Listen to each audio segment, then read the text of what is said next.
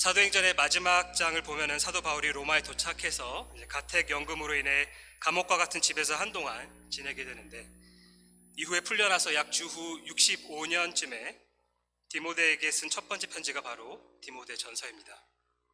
디모데는 바울에게 믿음 안에서 참 아들이었고 젊은 나이에 에베소 교회를 목회하고 있었는데, 에베소 교회에는 잘못된 가르침으로 복음을 왜곡시키고 있는 거짓 교사들이 있었습니다. 그래서 바울은 디모데에게 거짓 교사들의 가르침을 저지하고 바른 교훈으로 교회 안에서 질서를 회복시키는 임무를 맡기기 위해 이 편지를 쓴 겁니다. 거짓 교사들이 정확히 무엇을 가르쳤는지는 확실하게 알기는 어렵지만 1장을 보면은 율법주의적인 경향이 있었던 것 같습니다. 바울은 7절에서 이 거짓 교사들이 율법의 선생이 되려 하나 자기가 말하는 것이나 자기가 확증하는 것도 깨닫지 못하는도다 라고 말합니다. 즉, 이 선생들은 율법에 대해 잘 아는 척하지만 사실은 자기들이 무슨 말을 하고 있는지 알지도 못하면서 율법을 함부로 가르치고 있다는 뜻이죠. 반면에 8절부터 10절에서 바울은 이렇게 말합니다. 그러나 율법은 사람이 그것을 적법하게만 쓰면 선한 것임을 우리는 아노라. 알 것은 이것이니 율법은 옳은 사람을 위하여 세운 것이 아니요 오직 불법한 자와 복종하지 아니하는 자와 경건하지 아니한 자와 죄인과 거룩하지 아니한 자와 망령된 자와 아버지를 죽이는 자와 어머니를 죽이는 자와 살인하는 자며 음행하는 자와 남색하는 자와 인신매매를 하는 자와 거짓말하는 자와 거짓 맹세하는 자와 기타 바른 교훈을 거스르는 자를 위함이니. 다시 말해 에베소 교회의 거짓 교사들은 율법이 옳은 사람, 즉 의인을 위해 주어진 것이라고 생각하고 그렇게 가르쳤는데, 바울은 오히려 율법이 오직 불의한 죄인들을 위해 주어진 것이라고 말하면서 다양한 종류의 죄들을 나열하고 있습니다. 자, 그렇다면 율법이 죄인들을 위해 주어졌다는 그것은 무슨 뜻입니까? 로마서 3장 19절 20절에서 바울은 율법의 참된 기능을 설명합니다. 우리가 알거니와 무릇 율법이 말하는 바는 율법 아래에 있는 자들에게 말하는 것이니 이는 모든 입을 막고 온 세상으로 하나님의 심판 아래에 있게 하려 함이라. 그러므로 율법의 행위로 그의 앞에 의롭다 하심을 얻을 육체가 없나니 율법으로는 죄를 깨달음이니라. 다시 말해 율법을 적법하게 사용한다는 것은 죄인들이 자기 힘과 공로로는 결코 하나님 앞에서 의롭다 하심을 얻을 수 없고 오히려 자신이 얼마나 심각한 죄인인지를 깨닫게 하는 것을 의미합니다. 율법으로는 하나님의 나라에 들어갈 수 없습니다. 죄인들이 죄사함을 받고 하나님 앞에서 진정으로 의롭다는 평가를 받기 위해서는 그리스도의 은혜와 자비를 제시하는 복음을 믿어야 합니다. 바울은 이 사실을 강조하기 위해 오늘 본문에서 그리스도의 자비를 입은 자신에 대한 증언을 합니다. 이런 흐름을 기억하면서 본론을 살펴보도록 하겠습니다. 편의상 오늘 본문을 6부분으로 나눠서 살펴볼 건데, 바울의 소명, 바울의 과거, 바울의 회심, 바울의 복음, 바울의 본보기, 그리고 바울의 찬송입니다. 먼저 12절부터 보도록 하겠습니다.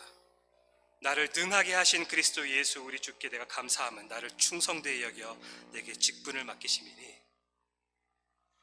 일반적으로 바울은 서신서에서 인사말을 마친 후에 하나님께 감사하다는 말을 하는데, 하나님 아버지를 대상으로 보통 이야기를 하는데, 디모데 전서에서는 특별히 그리스도 예수 우리 주께 감사하다고 그렇게 말하고 있습니다. 그 이유는 여기서 바울이 지금 감사하고 있는 이유 자체가 자신의 소명, 곧 부르심 때문인데, 그가 담메색으로 가는 길에 회심하게 되었을 때 자신을 사도로 부르신 이가 바로 부활하신 예수 그리스도였기 때문입니다. 사도행전 9장 15, 16절을 보시면은 주님께서 바울에 대해 이렇게 말씀하십니다. 이 사람은 내 이름을 이방인과 임금들과 이스라엘 자손들에게 전하기 위하여 택한 나의 그릇이라. 그가 내 이름을 위하여 얼마나 고난을 받아야 할 것을 내가 그에게 보이리라. 또 한참 후에 사도행전 26절에서 아그리빠 왕 앞에 선 바울은 그리스도께서 자신에게 소명을 주시면서 다음과 같이 말씀하셨다고 증언을 합니다. 16절부터 18절을 보면은 일어나 너의 발로 서라. 내가 내게 나타난 것은 곧 내가 나를 본 일과 장차 내가 내게 나타낼 일에 너로 종과 증인으로 삼으려 함이니 이스라엘과 이방인들에게서 내가 너를 구원하여 그들에게 보내어 그 눈을 뜨게 하여 어둠에서 빛으로 사탄의 권세에서 하나님께로 돌아오게 하고 죄사함과 나를 믿어 거룩하게 된 무리 가운데서 기업을 얻게 하리라. 그리스도께서 바울을 구원하신 이유는 단지 그의 영혼 구원만을 위함이 아니라 그가 그리스도에 대한 복음을 전파하는 증인이자 그 복음을 위해 고난을 받는 종으로 부르시기 위한 것이었습니다. 자, 다시 본문을 보면은 그리스도께서 바울을 부르셨을 때 그를 능하게 하셨습니다. 그에게 부여된 임무를 제대로 수행할 수 있도록 능력을 공급하셨다는 뜻이죠. 자, 물론 바울이 이제 복음 사역을 위해 힘쓰고 수고할 때 언제나 그에게 필요한 능력을 주님께서 공급해 주셨습니다. 그런데 오늘 본문에서 바울이 그리스도께서 자신을 능하게 하셨다라고 말할 때 이것은 과거형으로 말하고 있기 때문에 이것은 그가 회심하고 소명을 받은 그 순간에 얻게 된 그 능력을 의미합니다. 자, 이어서 바울은 그리스도께서 자신을 부르신 이유가 자신을 충성되이 여겼기 때문이라고 말합니다. 즉 그리스도께서 바울이 자신에게 주어진 임무를 충실하게 수행할 수 있는 일꾼으로 여기셨다는 뜻이죠.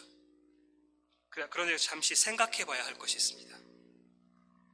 앞서 설명한 능하게 하셨다와 마찬가지로 충성되이 여기셨다라는 동사 또한 과거형이기 때문에 그리스도께서 바울을 충성스럽게 여긴 그 시점은 바울이 회심하고 부르심을 받았던 그 순간입니다.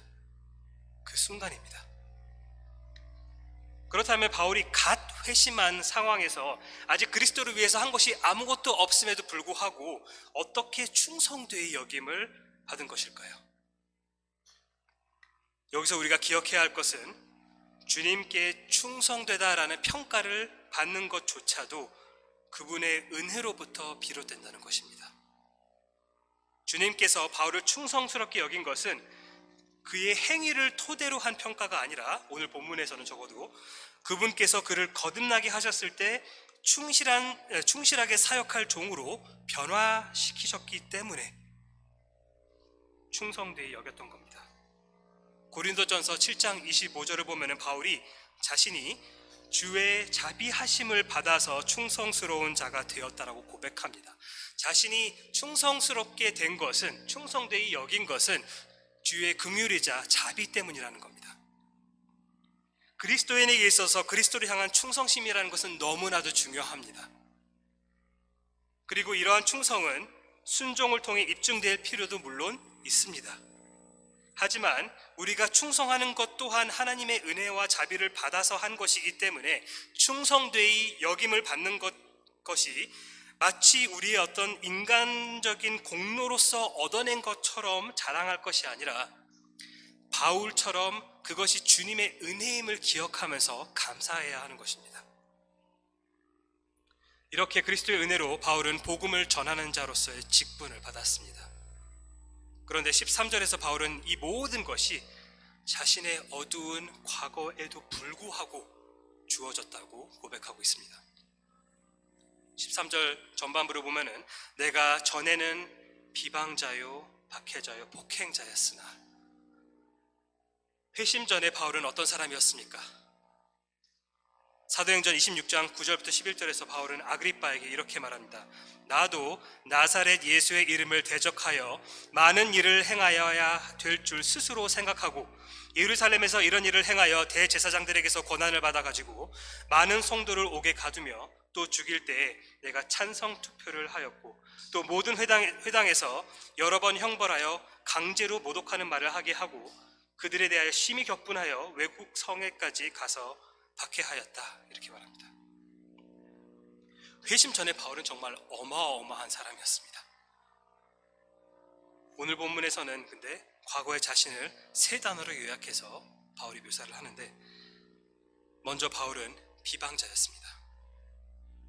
비방한다는 것은 말로 상대방에게 이제 해를 가하는 거죠. 여기서는 바울의 회심 전의 모습을 묘사하고 있기 때문에 특히 우선적으로는 예수 그리스도를 비방한 것을 의미합니다. 그는 나사렛 예수가 구약 성경이 약속하고 고대했던 메시아 곧 그리스도라는 사실을 부정했습니다. 거부했습니다. 따라서 바울이 회심 전에 했던 비방은 사실상 신성 모독이죠. 뿐만 아니라 조금 전에 읽었던 사도행전 26장에서는 다른 성도들도 강제로 모독하는 말을 하게 했다라고 나왔는데, 이것은 예수 그리스도를 향한 믿음을 이제 버리라고 신자들에게 강요를 했던 겁니다. 즉 예수께서 하나님의 아들이시며 메시아라는 사실을 부인하라고 협박함으로써 그리스도를 모독하는 말을 하도록 유도했던 거죠. 더 나아가 바울은 박해자였습니다. 박해한다는 것은 상대방을 억압하면서 괴롭히는 행위죠. 예수님께서 회심 전 바울을 직접적으로 책망했던 죄가 바로 이것이었습니다. 사도행전 9장 1, 2절을 보면은 사울이라는 것은 바울의 그 유대의 이름이죠. 사울이 주의 제자들에 대하여 여전히 위협과 살기가 등등하여 대제사장에 가서 다메섹 여러 회당에 가져갈 공문을 청하니, 이는 만일 그 도를 따르는 사람을 만나면 남녀를 막론하고 결박하여 예루살렘으로 잡아오려 함이라 라고 나오는데, 그가 다메섹에 도착하기 직전에 주님께서 눈부신 빛으로 임하셔서 그에게 이렇게 말하죠. 4절 보면은 사울아 사울아 내가 어찌하여 나를 박해하느냐, 내가 어찌하여 나를 박해하느냐.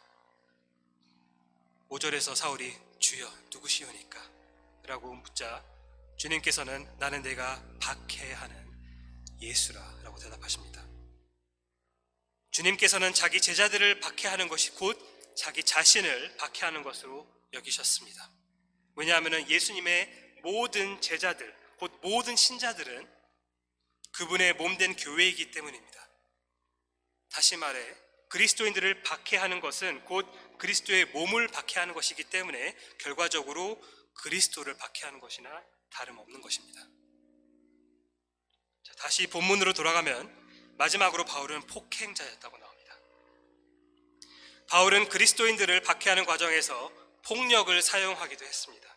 사도행전 7장에서 유대인들이 스데반을 돌로 쳐서 죽일 때 더워서 옷을 벗어서 사울이라 하는 청년의 발 앞에 뒀는데, 당시에 그가 돌을 직접 들지는 않았지만 그 일을 주도한 것입니다. 바울이 돌을 직접 들지 않았다는 것은 자기가 소극적으로 거기에 참여했다는 뜻이 아니라 그것을 주도하는 역할을 했다는 겁니다.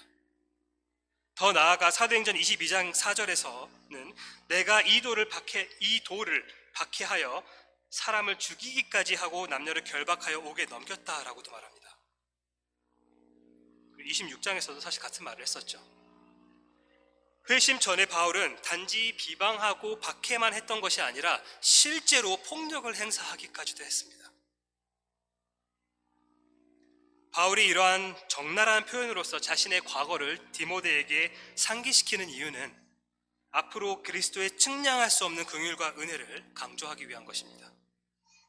어떤 면에서 바울은 앞서 9절, 10절에서 나열했던 그 다양한 종류의 죄인들의 무리에 자기 자신을 포함시키고 있는 것입니다. 나도 한때 그런 사람이었다.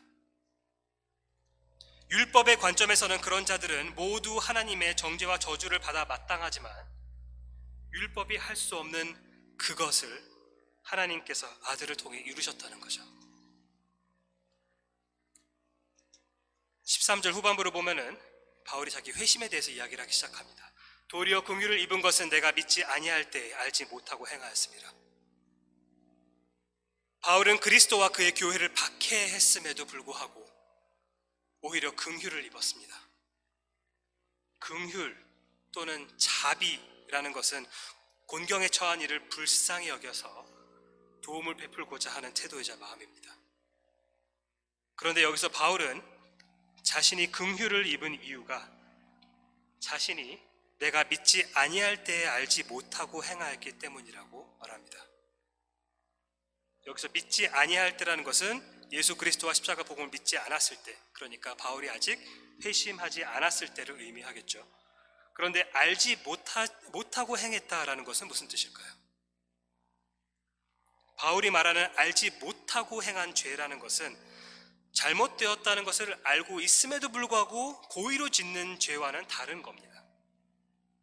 모세 율법에 이것과 좀 유사한 개념이 나오는데, 민수기 15장을 보면은 부지 중에 행한 죄와 고의로 행한 죄가 이제 구별됩니다. 전자의 경우에는 속죄죄를 바침으로써 해결할 수 있는 문제였지만, 후자의 경우에는 이스라엘의 백성 중에 끊어질 것이라고 하나님께서 경고하셨습니다. 잘 알지 못하고 지은 죄도 물론 죄죠. 잘 알지 못하고 했다고 해서 그게 괜찮은 것은 아닙니다. 하지만 잘못인 줄 충분히 인지하고 있음에도 불구하고 개의치 않고 하나님께 노골적으로 반역하는 것은 더 무거운 죄입니다. 그런데 바울은 자신이 그리스도와 그의 교회를 박해했던 것은 자신이 진리를 알지 못하고 행했던 것이라고 그렇게 말하고 있습니다. 회심 전에 바울은 예수님께서 그리스도라는 사실을 알지 못했습니다. 물론 그리스도인들이 그렇게 믿는다는 것은 알고 있었지만 본인이 그것이 사실이 아니라고 생각했던 거죠. 바리새인 바울의 관점으로는 예수라는 사람이 그리스도가 아니라 자기 죄로 인해 십자가 위에서 하나님의 저주를 받은 거짓 선지자였고, 그를 하나님의 아들이라고 믿고 추종하는 자들은 이스라엘의 하나님을 모독하는 배교자들이라고 여겼던 겁니다. 예수님께서 요한복음 16장 2절에서 제자들에게 사람들이 너희를 출교할 뿐 아니라 때가 이르면 무릇 너희를 죽이는 자가 생각하기를 이것이 하나님을 섬기는 일이라 하리라 라고 그렇게 말씀을 하셨는데, 이와 같이 바울은 자신이 그리스도인들을 박해하는 것이 곧 하나님을 위한 것이라고 확신하고 있었습니다. 그는 로마서 10장 2, 3절에서 동족 유대인들에 대해 내가 증언하노니 그들이 하나님께 열심히 있으나 올바른 지식을 따른 것이 아니니라. 하나님의 의를 모르고 자기 의를 세우려고 힘써 하나님의 의에 복종하지 아니하느니라 라고 말했는데, 자기도 한때 올바른 지식을 따르지 않은 열심을 냈던 거죠. 바울의 죄는 매우 무거웠지만 예수께서 하나님의 아들이자 이스라엘의 메시아라는 사실을 머리로 인정하고 나서도 마음으로 거부하는 그런 완악한 배교자는 아니었습니다. 예수님께서 십자가에 못 박은 자들을 위해서, 예수님께서 자기를 십자가에 못 박은 자들을 위해 기도를 하신 적이 있죠. 아버지, 저들을 사하여 주옵소서, 자기들이 하는 것을 알지 못함이니이다. 그렇게 기도를 하셨는데, 마찬가지로 자신이 스스로 알지 못하고 행한 바울 또한 예수님의 긍휼을 입은 것입니다. 이어서 14절에서 바울은 우리 주의 은혜가 그리스도 예수 안에 있는 믿음과 사랑과 함께 넘치도록 풍성하였도다 라고 말합니다. 자, 앞서 12절에서도 나왔던 우리 주라는 표현이 여기서 한 번 더 등장하죠. 여기서 바울은 지금 자신의 개인적인 회심 경험에 대해서 이야기를 하고 있는데, 나의 주라고 말하지 않고 우리 주라고 말한 이유는 바울이 이 이야기를 하고 있는 것 자체가 바로 디모데를 위한 것이기 때문에 그렇습니다. 바울은 디모데가 에베소 교회의 감독으로서 자기 사명을 다하도록 격려하기 위해 바울 자신에게 긍휼과 은혜를 베푸신 주님은 단지 바울의 주님일 뿐만 아니라 디모데의 주님이기도 하다는 사실을 상기시켜주고 있는 겁니다. 그래서 우리의 주님이시다. 그리고 예수님께서 주님이시라면, 그분이 주님이시라면 우리는 그분의 종이라는 사실을 기억해야 됩니다. 그분께서는 단지 우리를 죄의 형벌로부터 건져내 주시는 구원자이실 뿐만 아니라 우리를 소유하시며 다스릴 권한이 있으신 주이십니다. 따라서 예수님은 우리의 믿음의 대상이실 뿐만 아니라 우리의 순종의 대상이기도 하십니다. 바울은 이 주님의 은혜가 넘치도록 풍성했다라고 말합니다. 앞서 언급된 긍휼과 유사한 의미를 지니고 있는 단어인데, 은혜라는 것은 자격 없는 자들에게 주어지는 선물이죠. 자격 없는 자들에게 주어지는 선물이 곧 은혜입니다. 특히 구원의 은혜라는 것은 구원받을 자격이 없는 죄인들에게 주어지는 선물입니다. 바울은 자신이 구원받을 자격이 전혀 없다는 사실을 그 누구보다도 잘 알고 있었습니다. 하지만 그런 바울에게 그리스도의 은혜가 넘치도록 풍성하게 주어졌습니다. 헬라어로 후페르 플레오나조라는 그런 동사인데, 플레오나조는 많아지다, 증가하다 라는 그런 뜻이고, 앞에 나왔던 후페르는 영어로는 하이퍼라는 그 접두사인데 지나치게, 과하게 라는 그런 뜻입니다. 마치 시편 23편에서 여러분이 잘 아시는 그 구절, 다윗이 뭐라고 하죠? 주께서 내 원수의 목전에서 내게 상을 차려주시고 기름을 내 머리에 바르셨으니 내 잔이 넘치나이다 라고 고백했던 것과 같은 의미입니다. 바울은 그리스도의 은혜가 자격 없는 자신에게 지나치게 많이 주어졌다, 넘치도록 많이 받았다라고 고백을 하고 있습니다. 이것이 바로 우리 주 예수 그리스도의 은혜의 깊이입니다, 여러분. 율법 자체는 선한 것이지만 이미 율법을 토대로 영적 사형 선고를 받은 죄인들에게 필요한 것은 율법이 아니라 은혜입니다. 그리고 이 은혜는 바울같이 전에는 비방자요, 박해자요, 폭행자였던 죄인을 흑암의 권세로부터 건져낼 만큼 풍성했습니다. 로마서 5장 20절에서 바울이 이 점을 강조하죠. 율법이 들어온 것은 범죄를 더하게 하려 함이라. 그러나 죄가 더한 곳에 은혜가 더욱 넘쳤나니. 이 은혜와 더불어 주님께서는 바울에게 그리스도 예수 안에 있는 믿음과 사랑을 주셨습니다. 특히 13절에서 회심 전에 바울은 믿지 아니했다라고 나왔었는데 이제는 그에게 선물로 믿음이 주어진 겁니다. 이제 그는 더 이상 진리를 알지 못하는 자가 아니라 예수께서 곧 그리스도이시자 자신의 주님이라는 사실을 알게 되어 그분을 전적으로 신뢰하게 되었습니다. 뿐만 아니라 이전에는 그리스도와 그의 제자들에 대해 없었던 그런 어떤 새로운 마음을 주셨습니다. 사도행전 9장 1절에서는 바울에 대해서 뭐라고 나오냐면 주의 제자들에 대하여 위협과 살기가 등등했다라고 이렇게 기록되어 있고, 26장 11절에서는 바울 자신의 입으로 회상하면서 뭐라고 말하냐면 그들에 대해, 그리스도인들에 대해 심히 격분했다 이렇게 말했습니다. 한때 그는 그리스도인들을 역겨워하고 증오했습니다. 그런데 주님께 은혜를 받은 후로는 그리스도와 그의 제자들을 사랑하게 되었습니다. 이어서 바울은 자신이 믿고 선포하는 복음을 디모데에게 상기시키는데 15절을 보시면은 믿보다 모든 사람이 받을 만한 이 말이여 그리스도 예수께서 죄인을 구원하시려고 세상에 임하셨다 하였도다. 죄인 중에 내가 괴순이라 이렇게 말합니다. 이 구절에서 바울은 복음에 대한 간결한 진술을 인용하고 있는 건데 아마 1세기 초대교회에 이미 널리 퍼져 있는 어떤 신앙 고백적 진술이었던 것 같습니다. 먼저 이 말이 믿보다라고 나옵니다. 믿보다는 것은 이제 믿을 만하다, 신뢰할 만하다 이런 뜻이죠. 자, 그리고 개역기정은 이어서 모든 사람이 받을 만하다라고 이렇게 번역을 하고 있는데 사실 좀 더 나은 번역은 모든 사람이 받을 만하다 보다는 전적으로 받을 만하다, 온전히 받을 만한 내용이다, 이것이 이 뜻입니다. 에베소 교회를 어지럽히는 거짓 교사들의 그 받아들여서는 안 될 율법주의적인 가르침과는 달리 바울은 그리스도 예수의 구속 사역에 대한 이 말이야말로 전적으로 신뢰할 수 있고 받아들일 수 있는 가르침이라고 강조를 하고 있는 겁니다. 자, 이 믿고 전적으로 받아들일 만한 진술은 그리스도 예수께서 죄인을 구원하시려고 세상에 임하셨다는 것입니다. 성경에는 복음의 핵심을 한 구절에 집약적으로 담고 있는 그런 말씀들이 여러 가지가 있는데 여러분들 잘 아시는 요한복음 3장 16절 하나님이 세상을 이처럼 사랑하사 독생자를 주셨으니 이는 그를 믿는 자마다 멸망하지 않고 영생을 얻게 하려 하심이라. 또 고린도후서 5장 21절도 있죠. 하나님이 그 죄를 알지도 못하신 이를 우리를 대신하여 죄로 삼으신 것은 우리로 하여금 그 안에서 하나님의 의가 되게 하려 하심이라. 그리고 지금 보고 있는 디모데전서 1장 15절도 있습니다. 그리스도 예수께서 죄인을 구원하시려고 세상에 임하셨다. 이것이 기독교 신앙의 기초이자 정수입니다.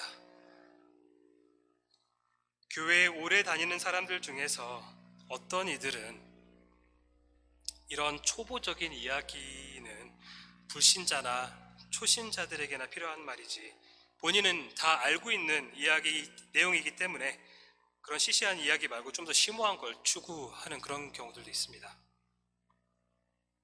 그렇게 생각하는 사람들은 스스로 복음에 대해 무지하다는 사실을 드러내고 있는 셈입니다.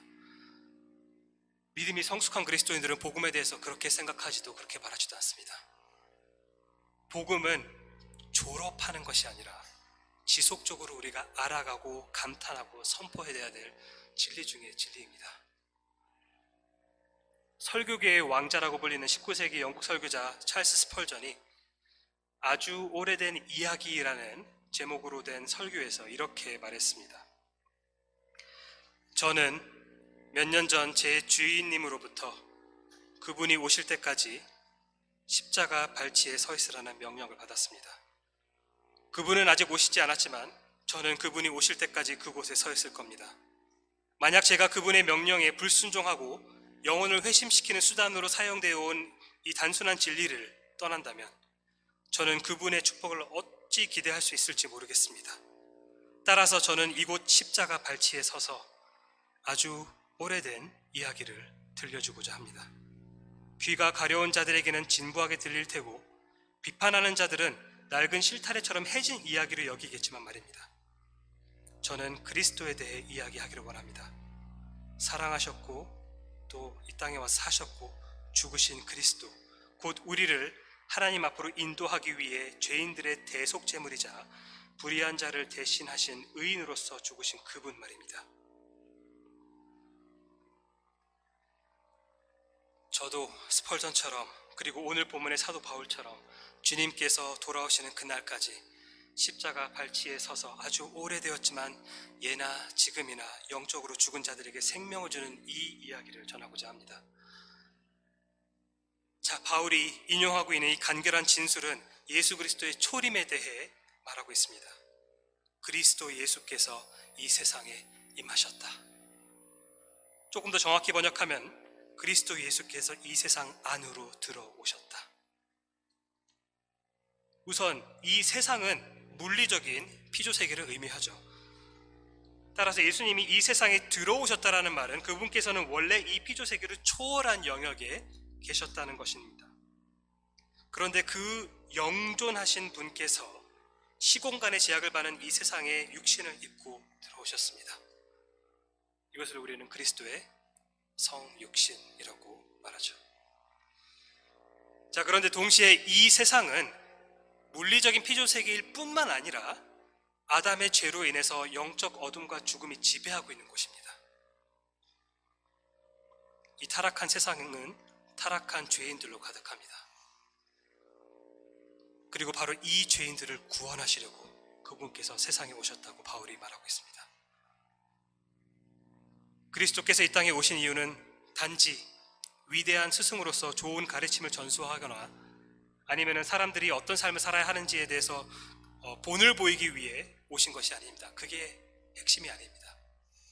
그리스도의 초림의 가장 중요한 목적은 죄인들이 스스로 해결할 수 없는 그 죄의 문제를 해결해 주기 위해서, 즉 십자가 위에서 대속적인 죽음을 통해 구속을 성취하기 위해서 오신 겁니다.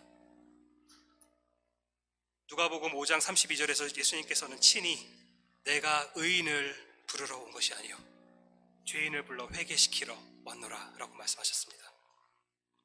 이 짧은 진술을 인용한 후에 바울은 죄인 중에 내가 괴순이라 라고 말합니다. 아마 많은 분들에게는 익숙한 표현일 텐데 동시에 적지 않은 분들이 잘못 이해하고 잘못 적용하는 표현이기도 합니다. 죄인 중에 내가 괴순이라 라는 말에서 괴수라는 단어는 우리말로는 사전상 못된 짓을 하는 무리의 우두머리라는 뜻이죠. 헬라어로는 프로토스라는 단어입니다. 첫째, 최고, 으뜸이라는 뜻입니다. 따라서 바울은 지금 죄인 중에 내가 최고다, 죄인 중에 내가 으뜸이다 라고 말하고 있는 겁니다. 종종 기도할 때나 아니면 다른 성도들과 교제할 때 본인이 얼마나 심각한 죄인인지를 강조하기 위해서 제가 죄인 중에 괴수입니다 라는 표현을 사용하는 경우가 있죠. 어쩌면은 여러분 본인이 그랬을 수도 있고 아니면 주변에 누군가 그렇게 말하는 것을 한 번쯤 들은 적이 있지 않을까 생각합니다. 자, 먼저 자신의 죄인됨을 인정하고 고백하는 것은 너무나도 아름답고 바람직한 모습입니다. 우리는 마땅히 우리의 죄의 심각성을 더 깊이 깨닫고 더 깊은 회개로 하나님께 나아가야 합니다. 따라서 한편으로는 내가 죄인 중에 괴수다라고 고백하는 분들의 그 순수한 마음은 정말로 칭찬하고 싶고, 그리고 그 마음을 정말 꼭 간직하고 더 자라가기를 축복합니다. 자, 그런데 바울에게 죄인 중에 괴수라는 말은 그냥 어떤 과장법을 사용한 표현은 아니었습니다. 단지 자신이 그냥 심각한 죄인이라는 사실을 좀 강조하기 위해서 과장해서 내가 최악의 죄인입니다 라고 말하는 것이 아니라는 겁니다. 바울은 다른 그 누구도 아닌 자기 자신이 말 그대로 그리스도께서 구원하러 오신 죄인들 중 최악의 죄인이라고 말하고 있는 겁니다. 자, 오직 바울만이 죄인 중에 괴수라고 이해해야 하는 세 가지 이유를 이제 말씀드리겠습니다. 첫째는 일단은 문법적인 이유가 있습니다. 헬라어 문법상 죄인 중에 내가 괴순이라 라고 지금 번역된 이 표현에서 문법적으로 내가가 강조되고 있습니다. 조금 더 정확하게, 좀 더 직역하면은 죄인 중에 괴수는 바로 나다, 바로 나다, 이 얘기를 하고 있는 겁니다. 자, 둘째 이유는 바울의 과거력 때문입니다. 회심 전에 바울이 어떤 사람이었는지를 우리가 떠올려 보면은 바울이 왜 자기 자신이 죄인 중에 으뜸이라고 말하고 있는지를 알 수 있습니다. 수많은 유대인들이 예수님과 그의 추종자들을 적대시했습니다. 예수님과 복음을 그리고 교회를 적대시하고 심지어 박해까지 한 것은 그렇게 했던 사람들이 굉장히 많습니다. 하지만 회심 전에 바울만큼 했던 사람은 없습니다. 그리스도와 그의 교회를 박해하는 일에 있어 바울은 타의 추종을 불허했습니다. 아까 읽었던 사도행전 9장 1, 2절을 잘 보시면은 대제사장이 사울을 불러서 다메섹으로 보낸 것이 아닙니다. 먼저 대제사장을 찾아간 것도 사울이었고 다메섹 여러 회당에 가져갈 공문을 요청한 것도 사울이었습니다. 자기가 가겠다고 한 겁니다. 기독교를 박해하는 일에 있어서 그 누구보다도 열심이었고 그 일에 앞장섰습니다. 빌립보서 3장 6절에서 바울은 본인이 열심으로는 교회를 박해했다라고 말합니다. 자기의 열심이 교회를 박해하는 일이었다는 겁니다. 얼마나 열심이었냐면 일단 아나니아부터 충격을 받습니다. 바울이 주님을 만나 눈이 멀었을 때 주님께서 아나니아에게 사울에게 가라고 명하실 때 사도행전 9장 13절에서 아나니아가 이렇게 대답합니다. 주여, 이 사람에 대하여 내가 여러 사람에게 듣사온즉 그가 예루살렘에서 주의 성도들에게 적지 않은 해를 끼쳤다 하더이다. 그리스도인들 사이에서는 박해자 사울에 대한 소문이 이미 자자했습니다. 더 나아가 그가 회심한 후에도 그리스도인들은 한동안 그를 두려워했습니다. 사도행전 9장 26절에 이렇게 나옵니다. 사울이 예루살렘에 가서 제자들을 사귀고자 하나 다 두려워하여 그가 제자됨을 믿지 아니하더니. 어떻게 보면 좀 안쓰럽죠. 바울은 다른 신자들과 교제를 하고 싶었는데 다들 그를 피했습니다. 그만큼 회심 전에 사울이 악명 높은 박해자였다는 뜻이죠.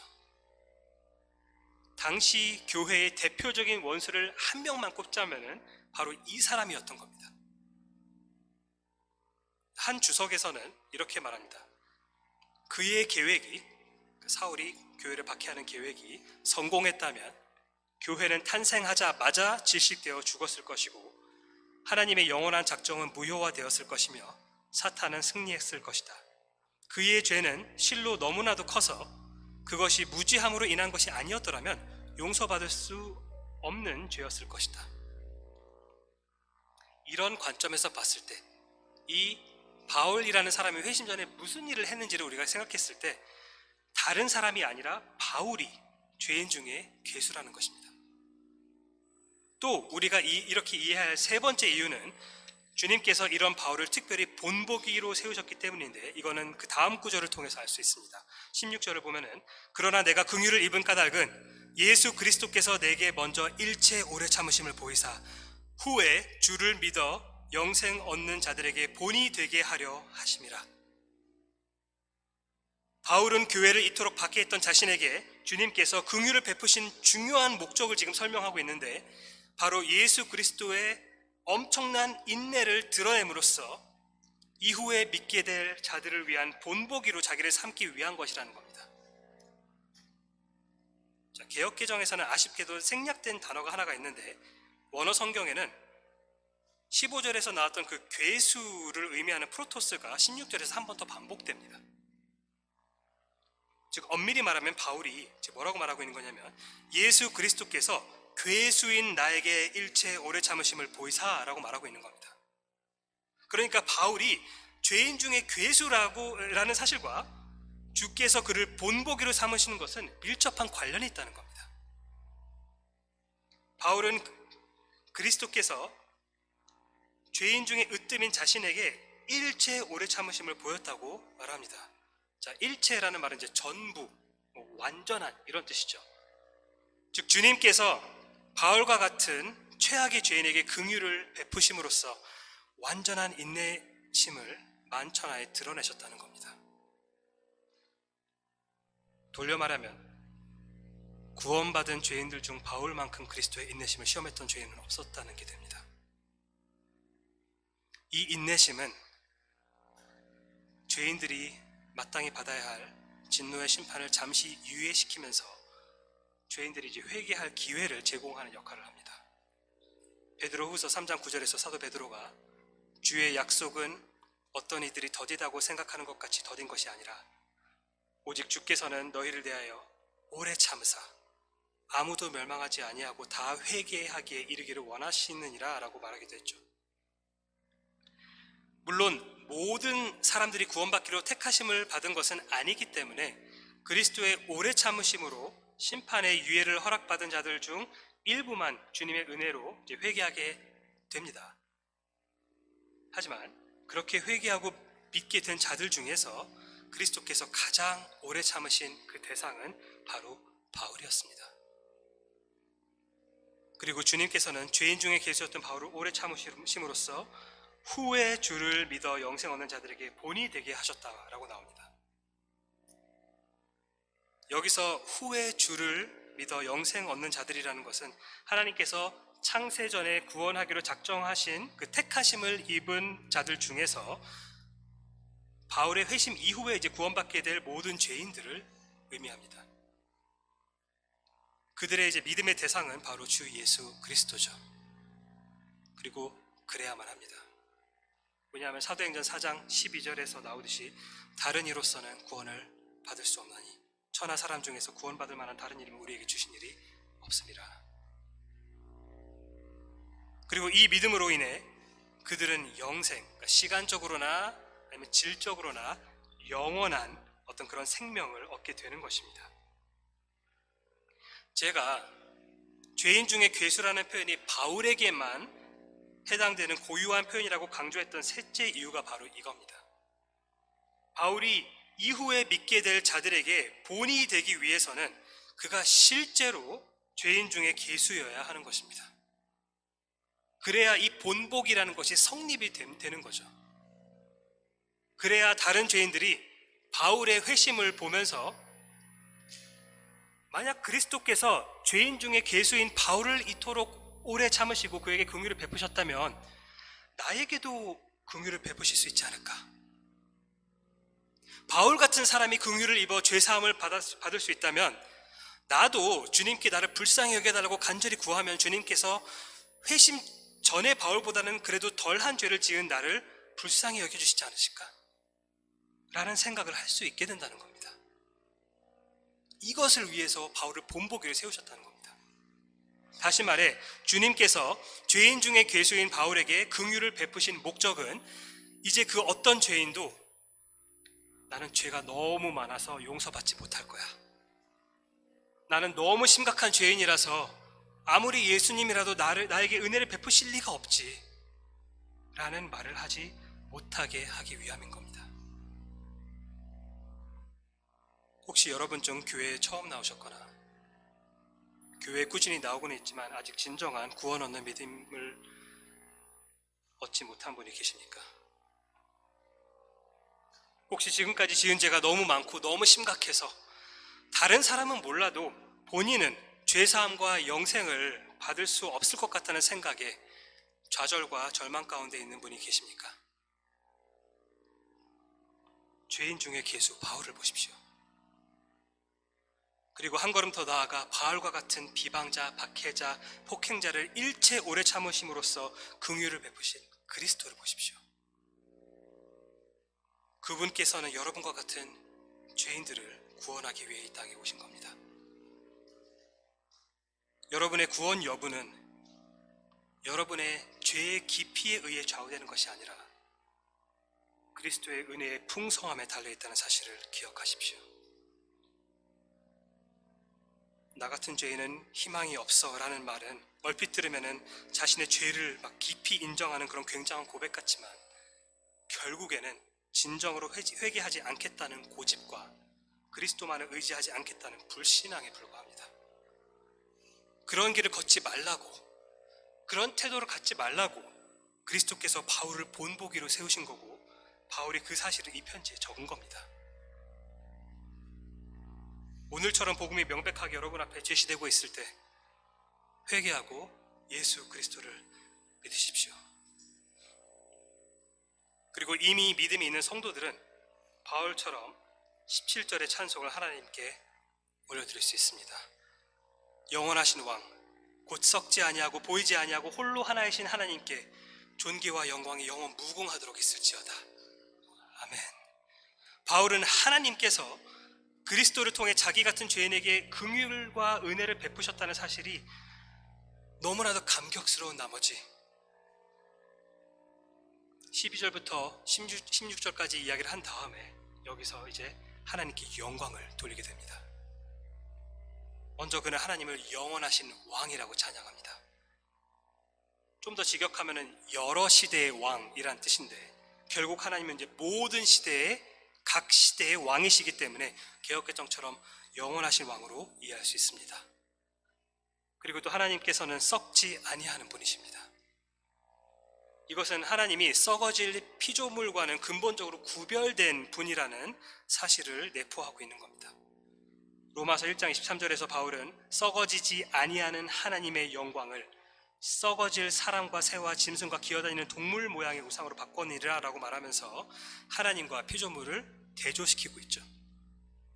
또 디모데전서 6장 16절에서는 이제 똑같진 않지만 유사한 표현을 사용하는데 오직 그에게만 죽지 아니함이 있다, 불멸이다 라는 말을 하고 있는 겁니다. 하나님께서는 썩지도 죽지도 않으신 살아계신 하나님이십니다. 또 하나님은 보이지 아니하는 분이십니다. 방금 봤던 디모데전서 6장 16절의 중간 부분을 다시 보면은 가까이 가지 못할 빛에 거하시고 어떤 사람도 보지 못할 것도 볼 수 없는 이시니 라고 나오죠. 하나님께서는 영이시기 때문에 피조물의 물리적인 눈으로 볼 수 있는 가시적인 존재가 아닙니다. 그렇기 때문에 요한복음 1장 18절에서 본래 하나님을 본 사람이 없으되 아버지 품속에 있는 독생하신 하나님이, 즉 예수 그리스도께서 하나님 아버지를 나타내셨다라고 그렇게 요한이 증언한 겁니다. 다시 말하면 하나님 아버지를 정말로 봤다라고 말할 수 있는 분은 아들 예수 그리스도밖에 없다는 겁니다. 그리고 마지막으로 하나님은 홀로 하나이신 분이십니다.